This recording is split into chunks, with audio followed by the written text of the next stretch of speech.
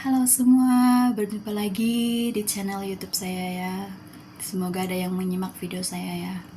Bagi yang menyimak video saya silakan tinggalkan jempol dan komennya. Hari ini saya mau membahas tentang upah upah DPRD yang digemborkan per harinya ya 3 juta, yang ditotalkan dari keseluruhan upah, tunjangan, administrasi, ada biaya telepon, ada biaya makan, ada biaya rumah, dari kesehatan anak, istri mereka, itu ditotalkan hampir mencapai 100 juta ya per bulan. Di sini yang menjadi beban negara itu bukan rakyat. Yang menjadi beban negara itu para anggota DPR. Para anggota DPR. Saya mau nanya, anggota DPR itu kinerja kerjanya itu apa, say? Saya tuh langsung nggak tahu ya, sebabnya nggak ada liputan apa itu. Contohnya seperti Deddy Mulyadi ya, dia tuh kan gubernur Jawa Barat ya. Kinerjanya itu terlihat jelas karena setiap kegiatan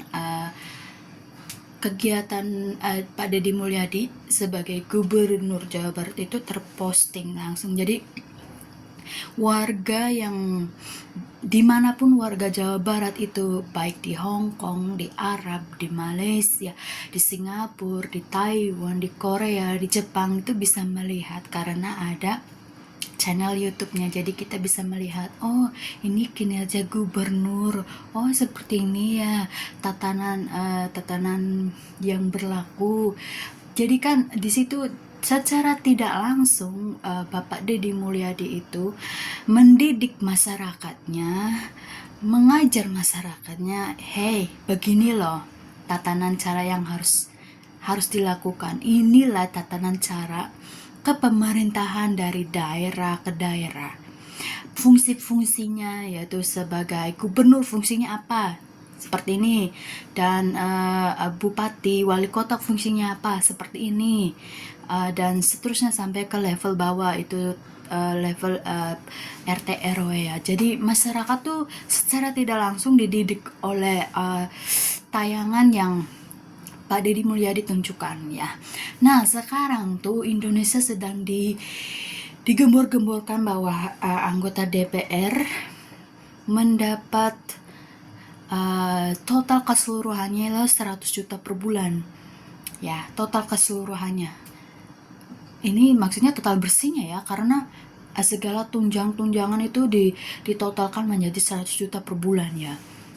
Dan anggota DPR itu banyak, saya lihat di parlemen DPR itu banyak sekali, dan ada videonya mereka menari-nari ya, karena mendapatkan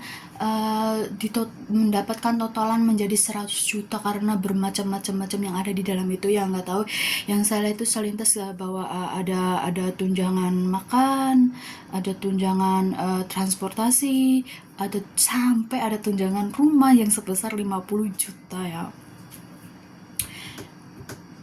Semoga saja, harapan saya, Indonesia mendapat pemimpin yang benar-benar adil ya, jangan berat sebelah. Kok kenapa ya setiap anggota DPR padahal kerja mereka tuh apa sih? Saya benar-benar nggak tahu deh. Tolong dong jelasin bagi yang mengerti apa kerja DPR itu, sebab yang maksudnya benar-benar nggak ada, maksudnya nggak ada kerja DPR tuh apa. Yang saya tahu tuh kerja DPR tuh kayak meeting, maksudnya ada ya nggak tahu lah, belum ada di otak saya. Tapi kalau kerja gubernur, bupati, wali kota saya tahu, karena saya melihat postingan Pak Deddy Mulyadi itu secara tidak langsung mendidik otak saya dan hati saya. Oh ini cara kerja mereka. Nah saya mempertanyakan, kerja DPR itu apa sehingga semua dari mereka membuka mata sampai mereka menutup mata itu ada uang yang mengalir untuk mereka ya. Saya langsung berpikir, kok enak ya jadi anggota DPR itu, enak banget.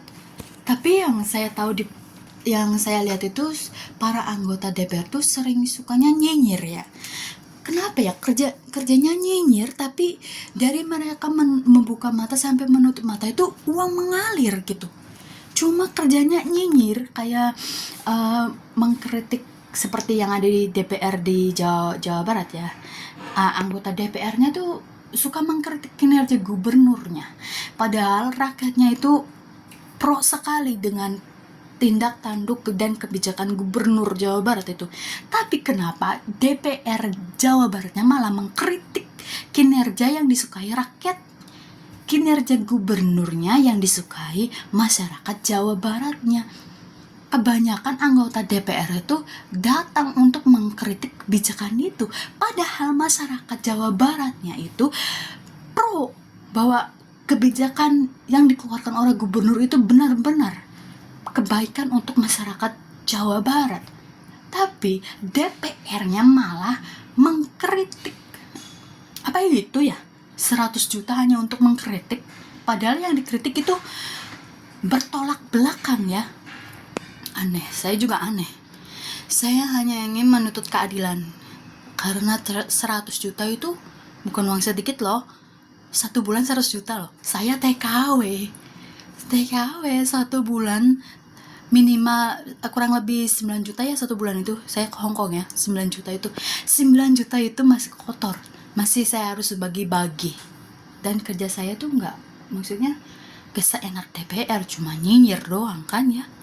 9 juta itu saya bagi-bagi, 4 juta untuk anak saya yang ada di kampung, dan selebihnya saya putar untuk diri sendiri, dan saya sisihkan sedikit selebihnya dari konsumsi saya ya. Seperti karena kalau di Hongkong kan ada liburnya 1 minggu sekali, dan libur itu majikan tidak memprovide makanan, jadi pada hari Minggu itu kita harus mengeluarkan uang sendiri untuk masa sih kita harus, maksudnya ya kita harus makan lah ya, walaupun hari Minggu itu ya.